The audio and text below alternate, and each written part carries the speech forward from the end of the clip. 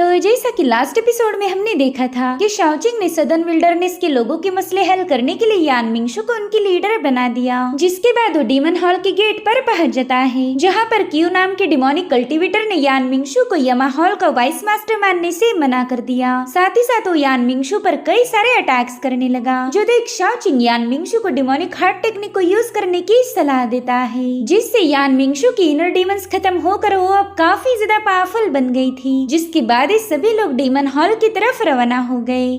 अब आगे तो इस एपिसोड की शुरुआत में हमें डीमन हॉल का सेकंड लीडर शानली दिखाया गया, जो कि काफी ज्यादा गुस्से में था। वो कह रहा था कि उस यमा हॉल के वाइस मास्टर की इतनी हिम्मत कैसी हुई कि वो हमारे कैपिटल में आकर तबाही मचा दे। हॉल मास्टर, अगर आप परमिशन दो तो मैं अभी जाकर उसे सबक सिखाता हूँ। जिस पर वहाँ मौजूद दूसरा बंदा कहने लगा कि ना, ये सही बिल्कुल नहीं होगा, हमें सिर्फ उनके वाइस मास्टर को सबक नहीं सिखाना, बल्कि हम तो पूरे के पूरे यमा हॉल को ही डिस्ट्रॉय कर सकते हैं। मेरे पास एक जबरदस्त आइडिया है, अगर हम उसके अकॉर्डिंग गए तो हमारा काफी ज्यादा फायदा होगा। जिसके बाद वो अपने हॉल मास्टर से कहने लगा कि क्योस पैलेस हमेशा ही डीमन हॉल और यमा हॉल के दरमियान के झगड़ों को नापसंद करता है। क्योस पैलेस बिल्कुल नहीं चाहता कि हमने आपस में झगड़े करने चाहिए। तो अगर हम क्योस पैलेस को ये बता दे कि यमा हॉल ने जबरदस्ती हम पर अटैक किया तो जरूर से यमा हॉल को पनिश करेंगे। जिस पर शानली कहते हैं, हाँ तुम्हारा ये आइडिया काफी ज्यादा जबरदस्त है। अगर हम क्योस पैलेस को ये बताए कि यमा हॉल की वाइस मास्टर ने जानबूझकर यहाँ की तबाही मचा दी तो जरूर से इस मैटर में इंटरफेयर करेंगे।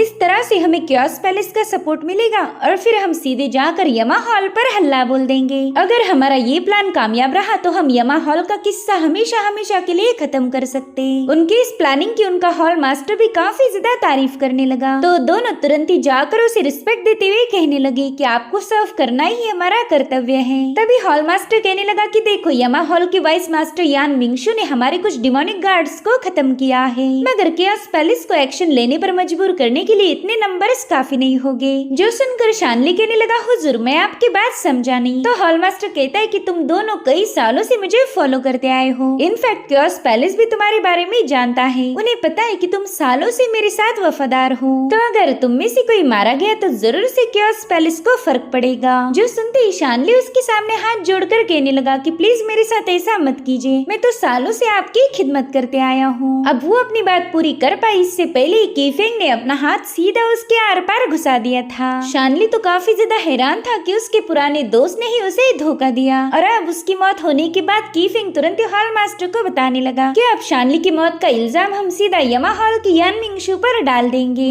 हम क्योस पैलेस को कन्विंस कर लेंगे कि उन्होंने हमारे हॉल के कमांडर को खत्म कर दिया। जो सुनते ही हॉल मास्टर स्माइल करते हुए कहने लगा कि वाह, तुमने तो बहुत अच्छा काम किया है, लेकिन सिर्फ एक कमांडर की मौत से हमें कोई फायदा नहीं होने वाला। जो सुनते ही कीफिंग सीधा उसके मुंह पर पंच हिट करने के लिए चला जाता है, मगर वो हॉल मास्टर तक पहुंच पाई इससे पहले हॉल मास्टर ने उसे दबोच लिया। वो कहता है कि अरे तुम्ही ने तो बताया था कि मेरी सेवा करना ही तुम्हारा फर्ज है, तुम मेरे वफादार थे ना, तो चलो फिर अपनी वफादारी निभाओ। जिसके बाद वो कीफिंग को भी खत्म कर देता है। तब तक शाओचिंग भी यान मिंगशु के साथ डीमन हॉल के डायस पर पहुंच चुका था। यान मिंगशु थोड़ा सा कंफ्यूज होकर शाओचिंग को बताने लगी कि यहाँ पर तो हमेशा कई सारे गार्ड्स होते हैं, मगर आज तो यहाँ पर कोई पहरा नहीं दे रहा। और तभी शाओचिंग को फील होता है कि उन पर स्नेक अटैक होने वाला है, तो उसने समय रहते यान मिंगशु को साइड में हटाते हुए तुरंत ही उस अटैक को डॉज कर दिया। और अब देखते ही देखते डीमन हॉल के सोल्जर्स ने इन्हें चारों ओर से घेर लिया था। शाओचिंग कहने लगा कि शायद ये लोग जानते थे हम यहाँ पर आने वाले हैं, इसलिए तो इन्होंने हमारे लिए पहले ही जाल बिछा कर रखा। तब तक हॉल मास्टर भी अपने दो कमांडर्स की लाशें लेकर उनके सामने पहुंच जाता है। वो कह रहा था, अरे वाह, फाइनली तुम यहाँ पर आ ही गए। तुमने मेरे कमांडर्स को खत्म किया था, इसलिए अब मैं उनकी मौत का बदला ले पाऊंगा। जिसके बाद उन दोनों की लाशें शाओचिंग और यान मिंगशु के सामने फेंक देता है। यान मिंगशु कह रही थी कि हमने इन्हें खत्म नहीं किया। जिस पर शाओचिंग कहते हैं, अरे यार पता नहीं तुम इतनी भोली क्यों हो, क्या तुम्हें समझ नहीं आ रहा, ये लोग जानबूझकर हम पर इनके कमांडर की मौत का इल्जाम लगा रहे ताकि यमा हॉल को उस क्राइम के लिए फ्रेम कर पाए जो कि उन्होंने किया ही नहीं। जिस पर हॉल मास्टर कहने लगा कि तुम काफी ज्यादा शातिर हो, लेकिन अब देर हो चुकी है और फिर उसने अपने सिपाहियों को इन दोनों पर हमला करने का हुक्म दिया। इसलिए यान मिंगशु फटाफट से उनके साथ फाइट करना शुरू कर देती है। वहीं पर हॉल मास्टर कह रहा था कि अब मैं तुम दोनों के सिर काट कर उसे कियोस पैलेस के सामने एज अ प्रूफ पेश करूंगा। मैं उन्हें बताऊंगा कि तुमने हम पर अटैक किया था। बस एक बार कियोस पैलेस को हम पर यकीन हो जाए फिर तो यमा हॉल की तबाही कंफर्म है। मगर तभी रंग में भंग डालते हुए शाओजिंग उससे कहने लगा कि पता है दिन में सपने देखना बहुत बुरी बात है। और तभी हॉल मास्टर पलट के देखता है कि यान मिंगशु ने तो उसके सभी चमचों को खत्म कर दिया। हालांकि हॉल मास्टर को इससे कोई फर्क नहीं पड़ता। वो कहने लगा शायद अब मुझे पर्सनली ही तुम्हारे साथ फाइट करनी होगी। जिसके बाद वो अपने पावर्स को एक्टिवेट करते हुए सीधा इन लोगों पर अटैक करने के लिए आगे बढ़ने लगा।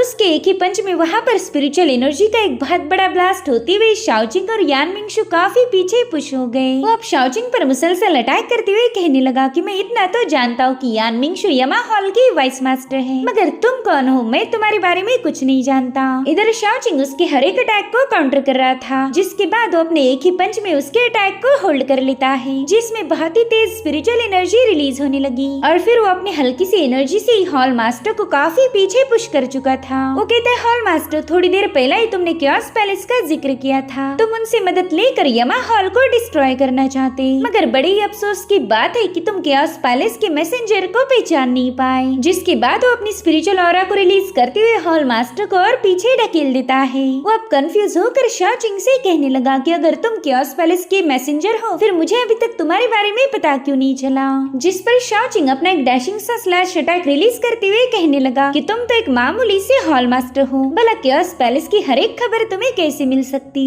शाओजिंग के स्लैश अटैक में हॉल मास्टर बुरी तरह से घायल हो गया था। वो कहने लगा कि मैंने आज तक इतनी पावरफुल डिमोनिक एनर्जी का मुकाबला नहीं किया था। तो शाओजिंग से पूछता है कि अगर तुम वाकई कियोस पैलेस से हो तो फिर तुम यमा हॉल का साथ क्यों दे रहे? मेरा इंपीरियल डीमन हॉल तो हमेशा से ही कियोस पैलेस का वफादार रहा। तुमने तो यमा हॉल का साथ छोड़कर मेरा सपोर्ट करना चाहिए। जिस पर शाओजिंग कहता है शायद मेरे यहाँ आने का मकसद अभी तक तुम समझ नहीं पाए। वेल नेचुरली ये मसला डीमन सन से रिलेटेड है। अब डीमन सन का जिक्र सुनते ही हॉल मास्टर के चेहरे का रंग उड़ गया। वेल 10 साल पहले ही डीमन सन गायब हो गया। वो कहाँ पर है इसका अभी तक किसी को पता नहीं चला। और पिछले 10 सालों से तुम यही कहते हैं कि डीमन सन अब जा चुका है, तो क्यों ना हम एक नया डीमन सन एस्टेब्लिश करें। जिस पर हॉल मास्टर जवाब देते हुए कहने लगा कि देखो 10 सालों से डीमन सन की पोजीशन खाली है, तो उस पोजीशन को भरने के लिए मैंने नए डीमन सन को एस्टेब्लिश करने की बात की थी। अब तो मुझे ये समझ नहीं आ रहा कि मैंने इसमें गलत क्या बोल दिया। जिस पर शाओजिंग कहता है तुमने अपने इरादे जाहिर करके ये बात साबित कर दी कि तुम्हें डीमन सन से कोई सरोकार नहीं। तुमने लोगों के सामने ये दिखा दिया कि तुम डीमन सन की कोई फिक्र नहीं करते, लेकिन असलियत तो ये है कि तुम नहीं चाहते कोई डीमन सन को ढूंढ पाए। जो सुनकर हॉल मास्टर के साथ साथ यान मिंगशु भी काफी ज्यादा हैरान हो गई। शाओजिंग कह रहा था कि पिछले 10 सालों से तुम सीक्रेटली उस डीमन सन को प्रोटेक्ट करते आए हो। हालांकि हॉल मास्टर ने इस बात को मानने से साफ इनकार कर दिया। वो कह रहा था कि तुम अपनी बकवास अपने पास रखो, यूँ मुझ पर बेवजह के इल्जाम लगाकर तुम्हें कुछ भी हासिल नहीं होगा। तभी शाओजिंग आगे बढ़ते हुए उससे कहने लगा कि तुम लोगों से डीमन ब्लड एक्सट्रैक्ट कर रहे, तुम ऐसे दिखा रहे हो कि उस डीमन ब्लड की तुम्हें जरूरत है, मगर असल में तुम वो सारा एसेंस डीमन सन को दे रहे हो ताकि वो अपने हेवनली डीमन ब्लड को रिफाइन कर पाए। शाओजिंग की बॉडी से रिलीज होने वाली डिमोनिक एनर्जी से हॉल मास्टर को काफी ज्यादा तकलीफ हो रही थी। तभी शाओजिंग उससे कहता है कि अगर तुम डीमन सन को मेरे हवाले कर दो तो हमारा कियोस पैलेस भी तुम्हें माफ कर देगा। लेकिन हॉल मास्टर ऐसा बिल्कुल भी नहीं करना चाहता था, इसलिए वो अपनी डिमोनिक एनर्जी को एक्टिवेट करते हुए कहने लगा कि तुम बस उस डीमन सन का यूज करना चाहते हो। और अब उसने डेथ सेवरिंग टेक्निक का यूज करते हुए शाओजिंग पर छलांग लगा दी।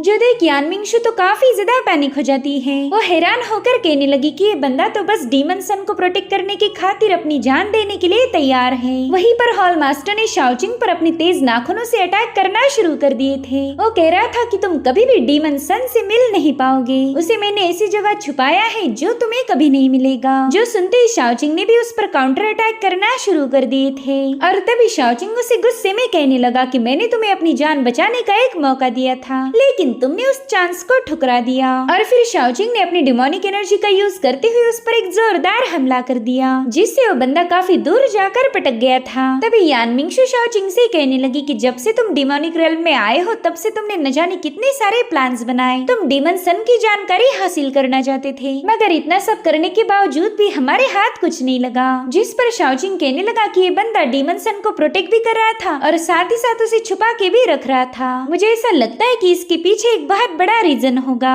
डीमन सन वैसे तो केओस पैलेस का वारिस है, मगर कुछ और भी मैटर हो सकता है जिसके चलते डीमन सन को छुपा के रखा गया। साथ ही शाओचिंग दिल ही दिल में कहने लगा कि शायद हेवन डिमोनिक ब्लड पाने के लिए केओस पैलेस ही चाबी है। तब तक शाओई भी कुछ विलेजर्स को लेकर वहाँ पर पहुँच जाती है। वो सबको बता रही थी कि देखो मेरे दोस्तों ने इस कमीने हॉल मास्टर को खत्म कर दिया, यही तुम सभी का ब्लड एसेंस चुरा रहा था। साथ ही साथ शाओचिंग उन लोगों को बताने लगा कि ये बंदा बगावत पर उतर आया था, इसलिए मैंने उसे खत्म कर दिया। उस क्यू के साथ मिलकर इसने तुम्हारा ढेर सारा ब्लड एसेंस हासिल किया था, तो अब इसकी मौत के बाद मैं वो सारा ब्लड एसेंस तुम्हें वापस कर देता हूँ। जिसके बाद वो हॉल मास्टर के पास मौजूद सारे ब्लड एसेंस की बोतल सीधा विलेजर्स की तरफ पास कर देता है। अपने ब्लड को दोबारा से वापस पाकर वो लोग काफी ज्यादा खुश हो गए थे और उनसे ज्यादा खुश थी शाओई। वो जोर जोर से चिल्लाते हुए कहने लगी कि हमारे नए हॉल मास्टर तो एक बेहतरीन इंसान है, इन्होंने ये ब्लड एसेंस वापस करके आप सबकी जान बचाई, तो क्यों ना हम अपने नए हॉल मास्टर का वेलकम करें। तो सभी लोग शाओई के साथ घुटनों पर बैठकर शाओचिंग का वेलकम करने लगे। ये सब देखकर यान मिंगशु काफी ज्यादा कंफ्यूज हो गई। वो कहते शाओचिंग क्या वाकई तुम इस डीमन पैलेस की हॉल मास्टर बनना चाहते हो? यार तुम्हारी प्लानिंग तो मेरे जरा भी पल्ले नहीं पड़ती। जिस पर शाओचिंग कहता है ये तुम्हें किसने बोला कि मैं नया हॉल मास्टर हूँ? जिसके बाद वो खुद जाकर यान मिंगशु के सामने अपना सिर झुका देता है। वो कहता है मेरी प्यारी हॉल मास्टर यान मिंगशु, आपको मेरी प्लानिंग को लेकर इतना टेंशन लेने की कोई जरूरत नहीं। मगर यान मिंगशु तो काफी ज्यादा पैनिक हो गई थी। वो जल्दी से शाओचिंग से कहती कि तुम मेरे सामने हाथ मत जोड़ो, तुम्हें तो अच्छे से पता है ना मैं हाई लेवल के ब्लड लाइन से बिलोंग नहीं करती, तो मेरे जैसे लो लेवल के ब्लड लाइन वाले लोग कभी भी हॉल मास्टर की पोजीशन को संभाल नहीं सकते, ये कानूनन जुर्म होगा। हालांकि शाओचिंग उसकी एक भी सुनने के लिए तैयार नहीं था। वो कहते पता नहीं यार तुम किस सदी में जीती आ रही हो, देखो जमाना अब बदल चुका है। आज के जमाने में तो बस कुत्ते और बिल्लियों को ही ब्लड लाइन से फर्क पड़ता है। अगर मैंने बोला ना तुम हॉल मास्टर हो तो फिर तुम हॉल मास्टर हो, समझ गई तुम मेरी बात? जिस पर यान मिंगशु कहती शाओचिंग मैं अच्छे से जानती हूँ कि तुम्हारे इरादे नेक हैं, साथ ही तुमने मेरी जितनी भी हेल्प की है उसके लिए मैं तुम्हारी शुक्रगुजार हूँ, लेकिन हॉल मास्टर बनने के लिए हमें केओस पैलेस से परमिशन लेनी पड़ेगी। भले तुमने मुझे यहाँ का हॉल मास्टर बना दिया, लेकिन केओस पैलेस इसकी कभी मंजूरी नहीं देगा। तो शाओचिंग कहता है कि हमने यहाँ के गद्दार हॉल मास्टर को खत्म किया, जब ये बात केओस पैलेस को पता चलेगी तब वो भी तुम्हें अप्रूवल दे देंगे, इसलिए अब तुम उनकी बिल्कुल फिक्र मत करो। अब ये सीन शिफ्ट होकर हम शुआन को देख पाते हैं जो कि अपने मास्टर से मिलने आई थी। तभी उसका मास्टर उससे कहता है शुआन मुझे खबर मिली है कि तुमने टियान पिक के डिसाइपल के लिए एक पार्टी रखी थी, आखिर उन दोनों की इतनी खातिरदारी करके तुम्हें क्या हासिल हुआ? जिस पर शुआन कहने लगी कि मैं तो बस शाओचिंग के टियान पिक के साथ एक अच्छा कनेक्शन बनाना चाहती थी, वैसे भी लिंगिन पवेलियन अब डिस्ट्रॉय हो चुका है, तो हमने कुछ और लोगों को हमारे साथ जोड़ देना चाहिए, इससे आगे चलकर हमारे सेक्ट को सिर्फ फायदा होगा ना कि कोई नुकसान। ये सब सुनकर मास्टर कह रहा था वाकई तुमने काफी अच्छा काम किया है, लेकिन मुझे ये भी पता चला कि उन लोगों की मदद करने के लिए तुमने अपने ढेर सारे ट्रेजर्स उनके हवाले कर दिए, कहीं तुम अपना मास्टर बदलने का प्लान तो नहीं बना रही? मुझे ऐसा फील हो रहा है कि तुम मुझे छोड़कर उस टियान पिक के युवान को अपना मास्टर बनाना चाहती हो। जो सुनते ही शुआन काफी ज्यादा पैनिक होते हुए नील करने लगी। वो कह रही थी मास्टर मेरा ऐसा कोई इरादा नहीं, और उतने में वहाँ पर डाओचिन की एंट्री हो गई। डाओचिन को जिंदा देखकर ही शुआन के होश उड़ गए। वो कहने लगी कि तुम तो फायर स्पिरिट वैली में मारे गए थे, फिर तुम दोबारा से जिंदा कैसे हो सकते हो? उतने में ही मास्टर ने शुआन पर अटैक कर दिया। वो कह रहे थे कि डाओचिन हमारे सीनियर है, तो तुमने उनके सामने जरा अदब से पेश आना चाहिए। साथ ही वो मास्टर भी डाओचिन से माफी मांगते हुए कहने लगा कि ये बच्ची काफी ज्यादा बदतमीज है, अगर आप कहो तो मैं इसे पनिश कर सकता हूँ। जिस पर डाओचिन कहने लगा कि अरे नहीं, इसे इतनी कड़ी सजा देने की कोई जरूरत नहीं। वहीं पर शुआन को तो ये समझ नहीं आ रहा था कि उसके मास्टर ने इतने घटिया बंदे के साथ दोस्ती क्यों की होगी। मास्टर ने कभी मेरे साथ इस लहजे में बात नहीं की थी, मगर आज वो काफी अजीब सा बर्ताव कर रहे। वहीं पर डाओचिन मास्टर से पूछ रहा था कि मेरा एंसेस्टर ट्रेजर कहाँ पर है, तो मास्टर ने तुरंत ही उस ट्रेजर को समन करते हुए उसे डाओचिन के हवाले कर दिया। अब डाओचिन उस ट्रेजर को ब्रेक करके उसके अंदर से स्टारडस्ट बाहर निकाल लेता है। वो कह रहा था कि शाओचिंग को इसी की तलाश है, तो मैं चाहता हूँ कि तुम ये उसके हवाले कर दो। शुआन को याद आता है कि शाओचिंग ने उसे इसी सैंड को ढूंढने का काम दिया था, जिसके चलते वो डाओचिन का ये काम करने के लिए राजी हो गई। और इसी के साथ एपिसोड यहीं पर एंड हो जाता है। Thank you so much for watching. Bye bye, take care.